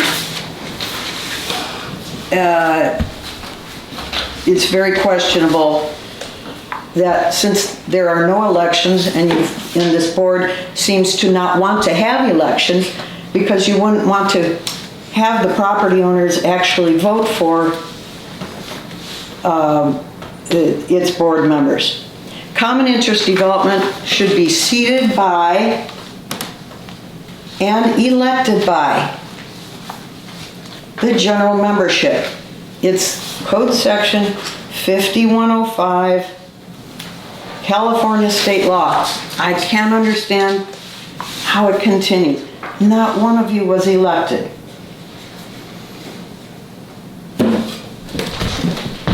Russell? Well, I'd like to thank you for being on the board and being the only member of town on the board. And I'm glad you're there. And it's nice that you give a residential report because you live in a residential area. And you're an owner, actually. So it's kind of nice. Again, I had no understanding of what the person previous said. I have no idea what she was talking about. So thank you for being a representative, an owner. Any other public comments? Do we have any on the Zoom? Anybody joining via Zoom, if you'd like to make a public comment on item number 14, please hit star 9 now. I see no hand raised. Anybody on the board? Okay, let's move on to agenda item number 15. Report from commercial building owner representative.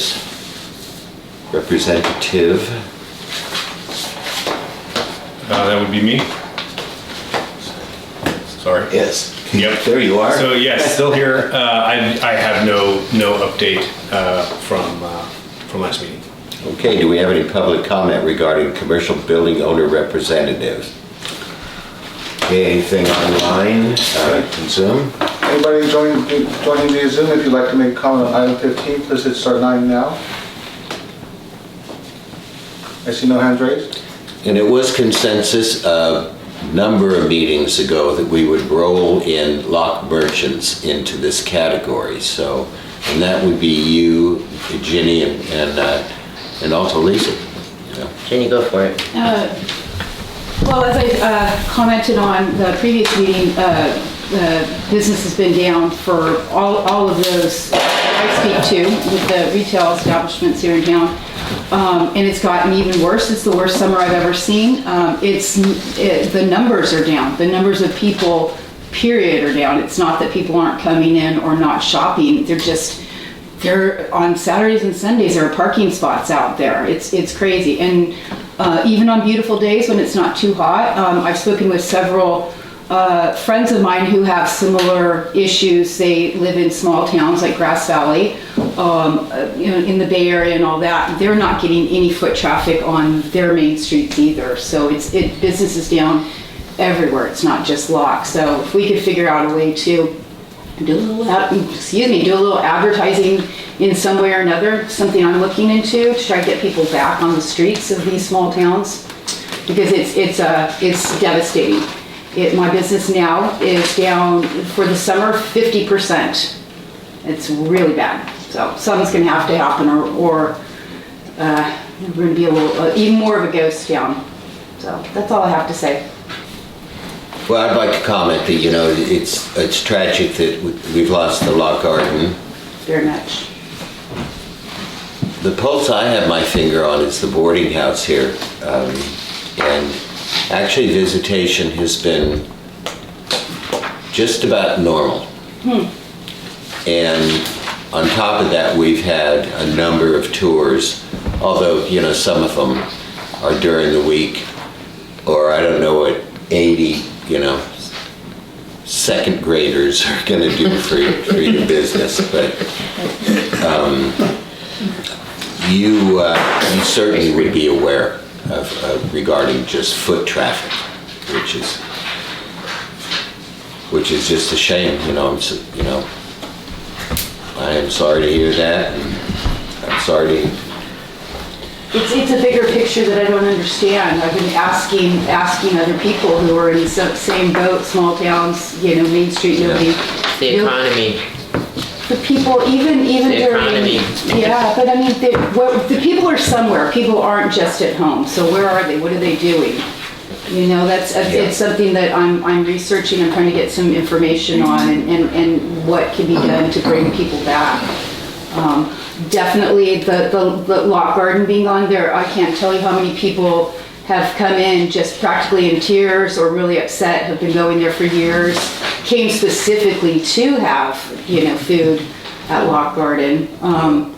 I'm doing what I can. I'm renovating the whole store. All my energy, what little I have left, is going into that.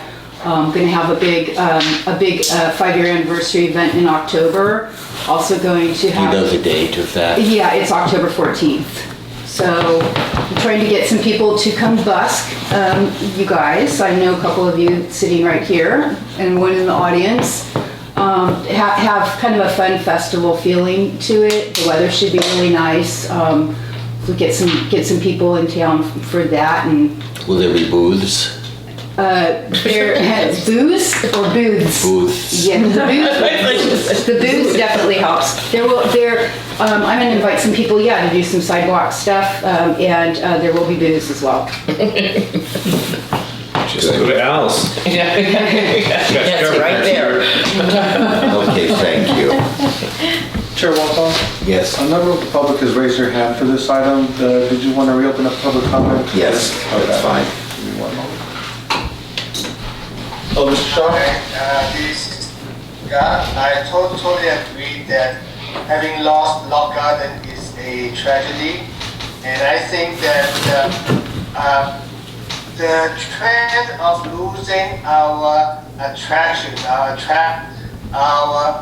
vendor, our artists who are attractive to the foot traffic is evident, and I think the board should try to find out, what can we do to retain or to help those vendors.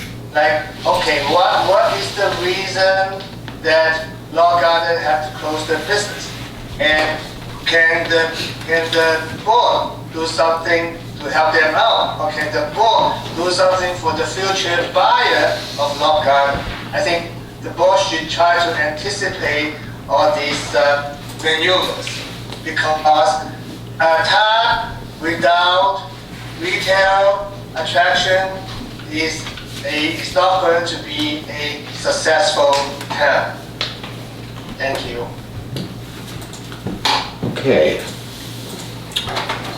No more from the... Actually, I do have a question. It's kind of relevant. I think the lighting that on River Road and even on Main Street, we haven't discussed that for a while, and I think that's it is getting quite dark out there. There's one remaining light, and it's pretty dim, and that definitely helps identify our town as being, after dark as being in existence. Is that on the River Road or down on Main Street? On River Road. Yeah. Oh boy. So yeah, it's quite dark, but I'm thinking that getting that and the sign, the arch and the sign and all that, some new lighting that can really focus people's attention on our signs, and obviously just for safety purposes on that road there, on River Road. I know, Tony, we're going ahead taking over the SMUD sign issues, and I'm all for getting the archway lit. Of course, with the help of Mark Miller too. Yeah, it's literally an every week comment that people say, I had no idea there was a town down there. I mean, it's not our fault, people, I mean. 20 years I've heard that. Yeah, I mean, I think some people just are driving too fast or not paying attention or not inquisitive, but every week, people who've been driving that road 30, 40 years come down for whatever reason. So anything that we can do to make the signage more, I think the signage is beautiful, but better lit. And then obviously the street lights above on River Road.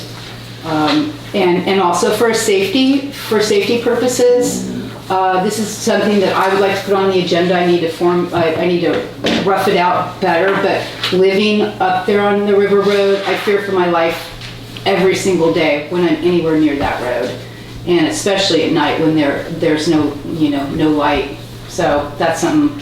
We could try a stop sign again at the entrance here. Don Natoli did have somebody come out, talk to the community, nobody wanted it, but I think that people that don't want it don't live up there. They don't have any idea how absolutely frightening it is when you've just stepped out on the road, to take out your garbage and out of nowhere somebody's flying through at 100 miles an hour, which I'm not exaggerating, it happens every single day. It's absolutely terrifying. Do you want that agendized? I would love to have that agendized, absolutely. Okay. And how do you want me to agendize that? Quality of life,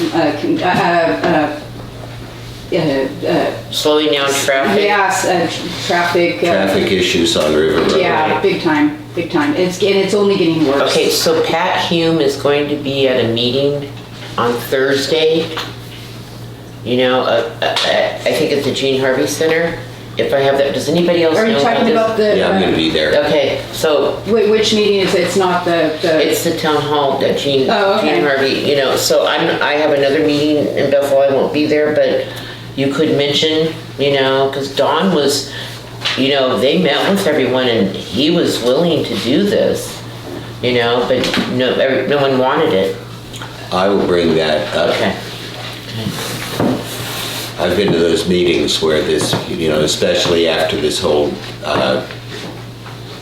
telephone thing, and getting commuters now to the use. apps, yeah. Oh yeah, that was tripled a nightmare.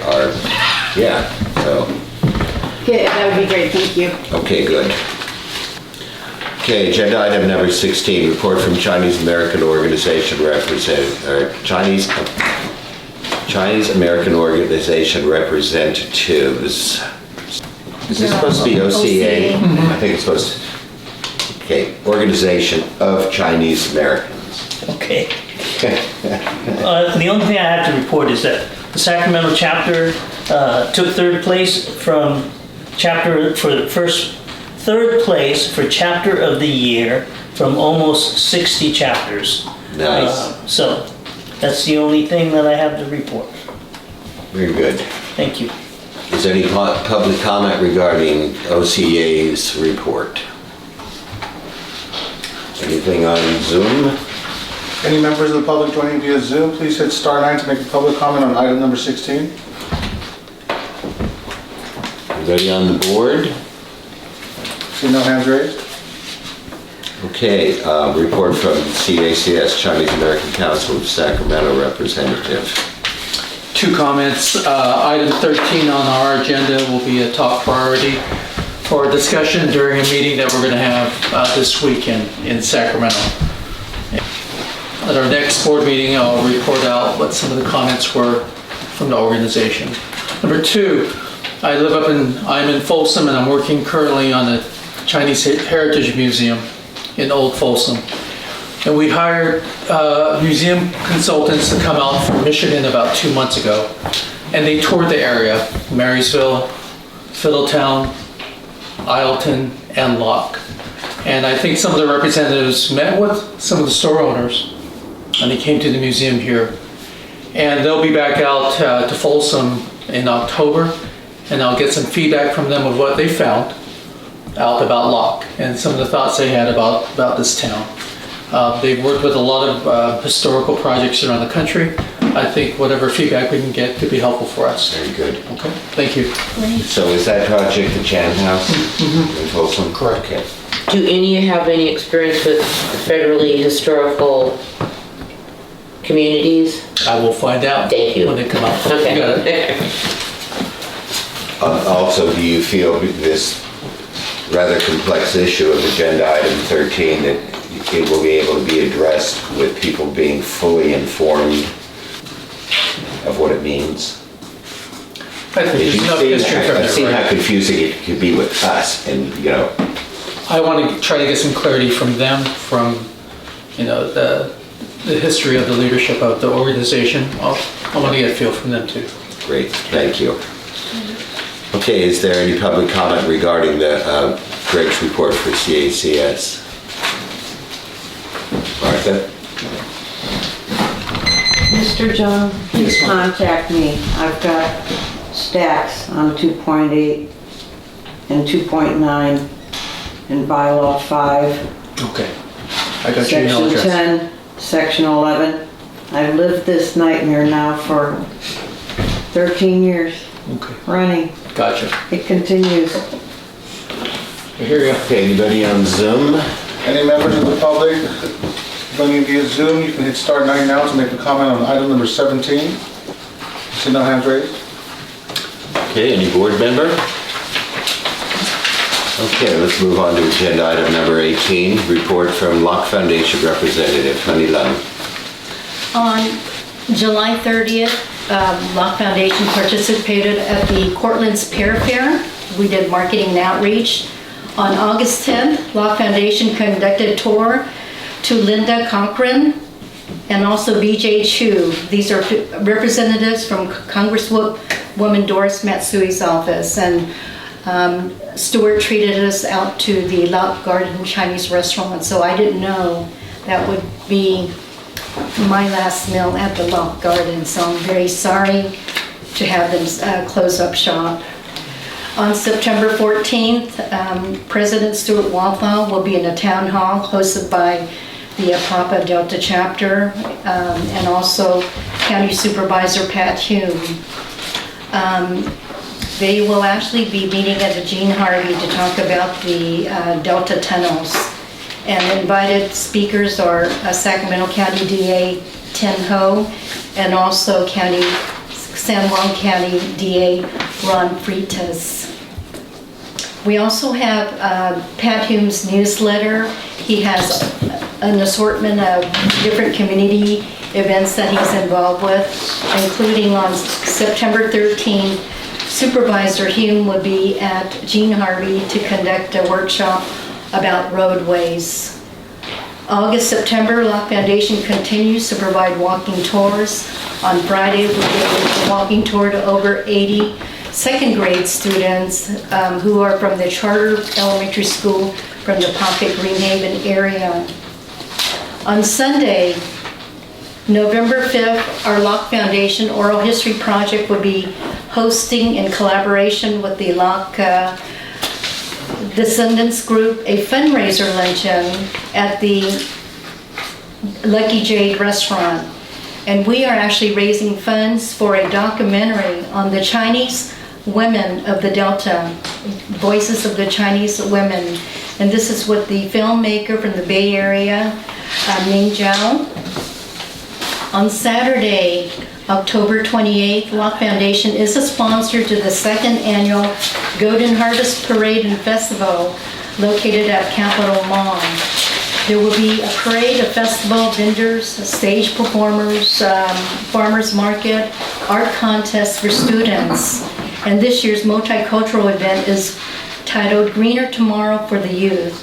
And there would be hosting 3 Zoom presentations. Each of our board of directors have these 2 handouts that I distributed. Included, Locke Foundation received a $5,000 grant, and part of the grant is used for the Memorial Park. And part of it to be working with Daisy Law on plants and fixing the water irrigation system at the park, and to also support the Oral History Project. This weekend, Locke Foundation released its summer newsletter. So before you leave today, pick up a newsletter. It's on the back panel, and it has an excellent background history about the town of Locke and also its connection formulation of the Locke Management Corporation. So please share the newsletters with your friends and share the flyers of the events with your friends. Hey, do you have any public comment on the Locke Foundation report? Any board member comments? Yeah, because I wanted to point out on the second annual Golden Harvest Parade, the people that are speaking have a lot of background, the City of Sacramento Community Development, Board of Director Water Education. So there's a whole array of information here and people, you know, that might be able to direct us in certain areas. And I'm gonna throw this out. I was talking to Tony about the drainage in the back. And a lot of these programs are about clean water and clean environment. There's money out there. Apparently you don't have a pump out in the back. Maybe we can put this on the next agenda as drainage in the back. But all these speakers would probably be able to assist in doing something about the drainage system in this town. So just like I'm saying, and Congressman Matsui, is this her district? It is. Okay. So there's another source for grants and for help on, you know, federal districts. So have you met her? You guys had lunch with her? We met with the district District director, okay. And also the field representative. Okay, so, you know, because these are key people, you know, when you're looking for grants and asking for help. Okay? Okay. I have a question. Who is working on the garden right now? I know that there's a problem with the water and the irrigation system, but there are a lot of other problems, it seems. Is Christy still working on the garden, do you know? Yes. She is, okay. What are the problems?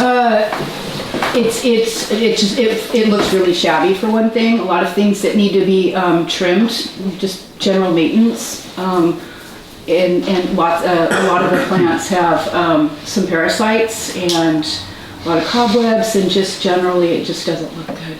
There's been a problem with the regular maintenance, but I've met with Daisy Ma. Well, let me, you know, augment this a little bit. We just had it renovated. Locke Foundation spent $8,000 on getting it regraded. The old decomposed granite was removed. A new layer was put in. We have new binder board around all the pathways. In preparation for that project, and we put a new memorial tile wall in. I met with Daisy several times, and there is an issue with the routine maintenance of the place, but also there's a lot of those plants, and I don't know anything about plants, but I'd say, what about those? Oh, they're dying. They're supposed to, any lily or something like that, mm-hmm. you know, dies. It's been a big headache, especially with the water system. It had not been turned on, and I wasn't notified forever. So we brought in another company to get a new timing system for it, and we're going to be setting it up on the schedule. So as far as the overall look of the plants, I can't really address that too much. I did go through there and just say, hey, what is not being done? Mm-hmm. And I got a big list of that. So it is extremely difficult. So I get the town manager, hey, you want to come out here and work for nothing, you know, and take care of our problems? Do you want me to identify? I'm actually kind of a plant expert. You can meet with me and Daisy next time she comes out, because she hasn't come out since the park pathway project has been completed. And when was that finished? It's done. No, I mean when how long has it been since she's been out? 3 weeks probably. 3 weeks, okay. Well, I'll take a walk around and I'll take some pictures and make some notes and then when we. That would be meet up- good. I think the biggest issue was there was no water. The water killed Yeah. off a lot of very Tell old me. No, there was no, plants. yeah, and then there was no water. Yeah. And I know. they couldn't dig it out of Dustin's, and I didn't have a hose that reached, and Yeah, It yeah. was, and then when we finally, the power system wasn't working, it wasn't turned on. Yeah. And then when we checked it, there was no electricity, and then we were promised that it was gonna get fixed, and it didn't get fixed, so I had to hire somebody else to come in there and buy the part and all that stuff. We're trying to make that a nice, pleasant place Yeah. of solace. So. minus the pigeons. Yeah. On So- a positive note, the e-clampers are going to be coming back in May to help us clean up. They like to make it an annual event Yeah, to they're help great. us out. Yeah, but there's stuff in between May and May that needs to be done, okay? Okay, so, moving on to number 19, staff update. Manuel, do you have anything you wanna, I don't have any updates myself. okay? No staff updates for me. I don't think we take public comment on something like that, do we? We can open it up if they want to. Anybody have a public comment on county staff update? Okay, anybody on the board? Anybody on Zoom looking to make a public comment on item number 19, please hit star 9. See no hand raised? Okay, let's move on to 20. Any director comments, reports, and announcements? Now, this is for directors. So I'm gonna open it up to the directors. Any comments? Everybody's hoarse, dry mouth. Anybody have any announcements? Okay. Public comments, number 20. Agenda item number 20. We're opening it up for public comments. Okay. Russell?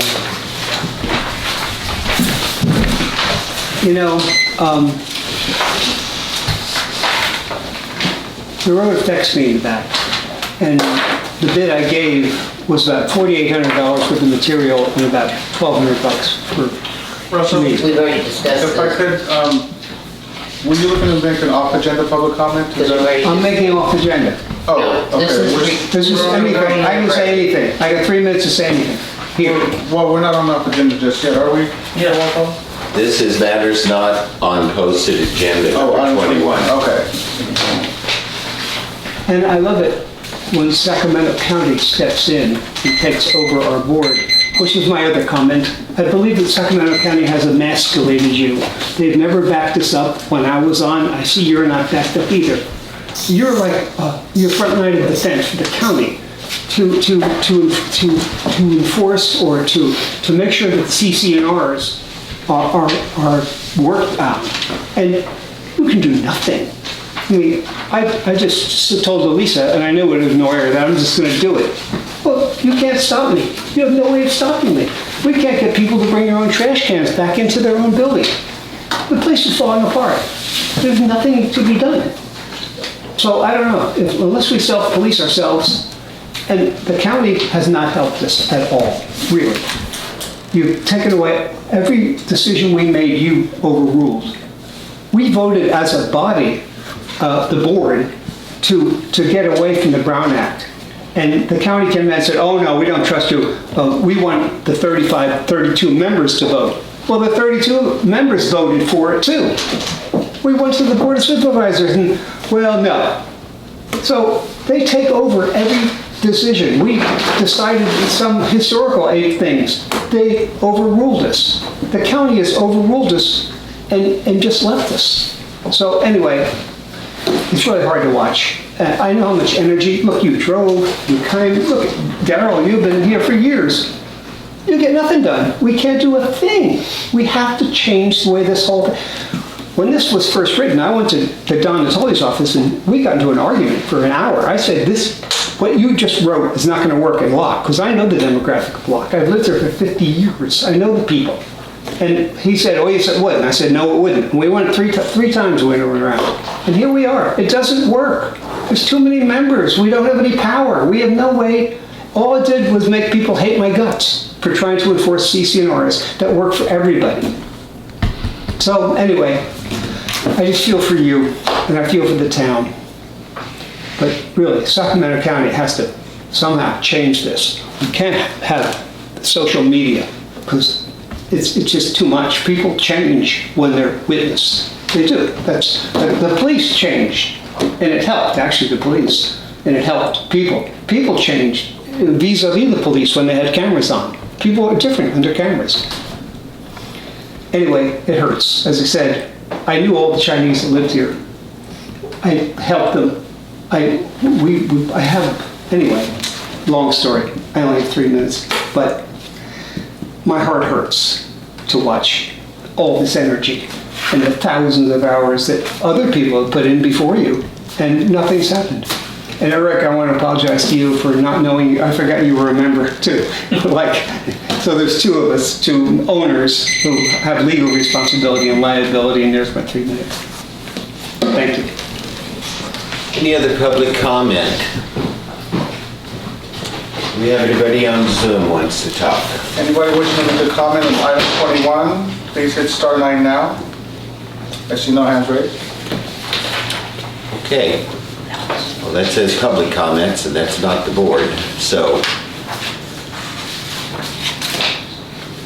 Can I just adjourn the meeting? A second. All in favor? Meeting is adjourned. We don't have to roll call. Thank you all. Thank you. Thank you.